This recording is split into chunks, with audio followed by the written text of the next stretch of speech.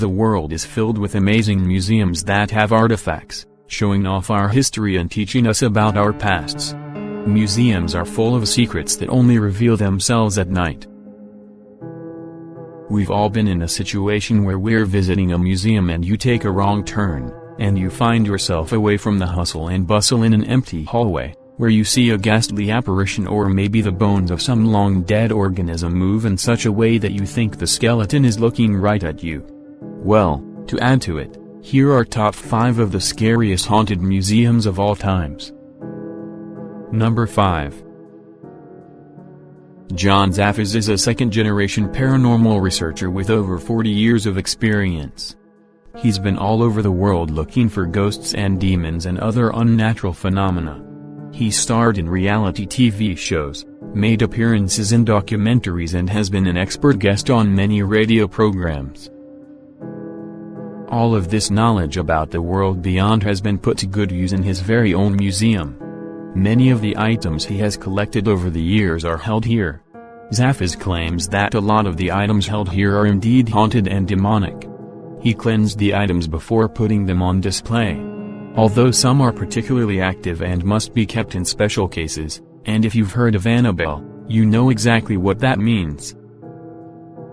The museum showcases a sword used in satanic ritual land, even the Virgin Mary statue that the haunting in Connecticut was based on. It's kind of like Ed and Lauren Warren's museum but, with a little less Hollywood scrutiny behind it.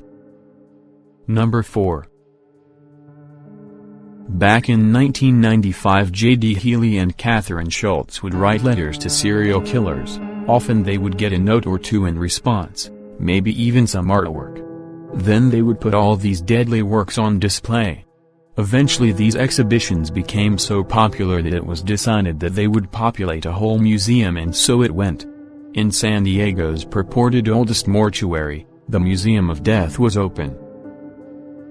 Over time, the museum has collected all sorts of trinkets and oddities related to death and the people that caused it. Healy and Schultz even tried to get stuff from the Heaven's Gate cult suicides. The publicity resulted in them being evicted from their mortuary museum and moving to Los Angeles. The halls are full of fascinating and freaky things ranging from baby coffins, the previously collected serial killer artwork to the purported guillotined head of a notorious French serial killer. Every year they host a Black Dahlia look-alike contest with categories for both pre- and post-mortem. There have been paranormal stories about the museum as it was hosted in a mortuary. Number 3. The Museum of Torture Instruments has over 60 torture devices on display. From the flesh-singeing gridiron, to the Spanish tickle torture method, you can treat your eyes through humanity's darkest hits, and it's not just the magnificent machines themselves. There are also wax figures of poor saps about to lose their lives to make it all look more real. There are audio-visual effects to make it more spooky and realistic. With the exhibition being situated in a cellar, the whole display will give you an experience of being in a torture chamber. The torture methods displayed are of medieval ages.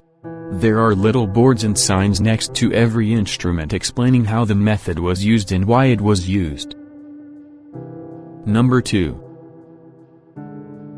If just the heads aren't enough for you, consider heading down to Italy to see a massive collection of mummified bodies. Back in the 16th century, the Capuchin monastery ran out of space in its cemetery, leading the monks to disinter crypts beneath.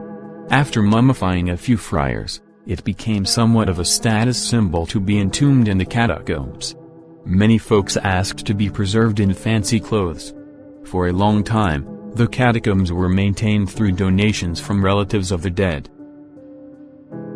Bodies were displayed prominently as long as money was flowing, but if the donations stopped, the bodies were moved to a less easily viewed area. Eventually hundreds of mummified bodies were put on display, organized according to their class, gender and profession. Nowadays, this place is open to the general public. Photography is strictly prohibited and girls have been put up to prevent people from tampering. The staff working there at the catacombs have reported strange sightings of shadows in the museum. Number 1. This anthropological collection is an offshoot of Oxford University in England. It's known for storing and displaying all sorts of items from the collection of General Pitt Rivers, including an extensive amount of historically significant photographs and sound recordings. There's a room at this museum dedicated to these shrunken heads recovered from the upper Amazon region between Peru and Ecuador. Lots of folks think that the shrunken heads are just pulpy tropes used to mysticize people from the Amazon for use in movies and adventure novel, but they were indeed a real practice made by the Shira tribe. In order to capture the power in person's soul, they would peel the skin and hair off the skull, soak it in hot boiling water, and then have hot sand poured inside. As the demand for the skulls increased, more monkeys and sloths were killed. We guess there weren't enough human heads to keep up with the colonial demands. The museum displays one human head. Nobody knows how Pitt Rivers came into possession of it, but if you're keen on seeing a soul trapped in a shrunken human head, then you should head on down to Pitt Rivers. You might not want to look directly in the eyes, as some people have reported movement of the heads.